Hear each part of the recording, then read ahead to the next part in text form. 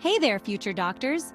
Welcome to another essential guide in your medical journey. Today I'm going to guide you through the proper way to collect feces for lab tests and help you avoid some common mistakes. This is a crucial skill that will aid in accurate diagnosis and treatment. First things first, you need to collect the feces in a bedpan.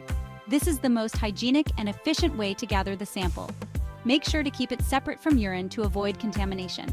Contaminated samples can lead to inaccurate test results, which can mislead the diagnosis.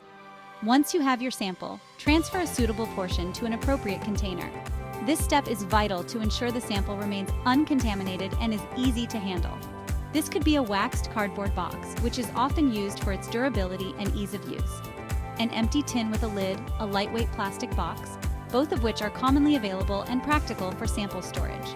Or even a specially designed glass jar for feces collection that comes with a spoon attached to the stopper. These jars are particularly useful for precise collection. Now let's talk quantity. You need to collect at least 4 milliliters or 4 cubic centimeters of the specimen. Why is this important? Well, we need enough material to detect parasites, even if they're in low concentrations, and to prevent the sample from drying out too quickly. A sufficient sample size ensures comprehensive analysis. When you're collecting the sample, make sure to get any abnormal parts. These can provide critical information for diagnosis. This means mucus and blood if present. These elements can indicate various conditions and are essential for a thorough examination. These parts can be crucial for the lab's analysis. And don't dilly-dally. Time is of the essence. Send the sample to the lab immediately, preferably within 1 hour.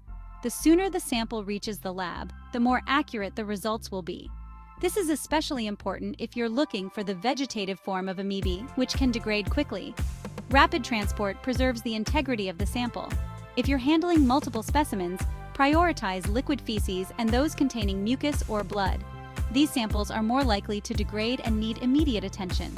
These need to be examined first to ensure accurate results. Prioritizing these samples helps in timely and precise diagnosis. So, let's recap. Collect your sample in a bedpan, ensuring it's free from urine contamination. Transfer it to a suitable container, such as a waxed cardboard box, tin, plastic box, or a specialized glass jar. Make sure you have at least 4 milliliters, which is the minimum required for accurate testing. Include any abnormal parts like mucus and blood, as these are crucial for a comprehensive analysis. And get it to the lab within an hour to ensure the sample's integrity and accuracy. By following these steps, you'll help ensure that lab tests are accurate and reliable. Accurate samples lead to better diagnosis and treatment plans, and that's crucial for diagnosing and treating your future patients effectively. Thanks for watching.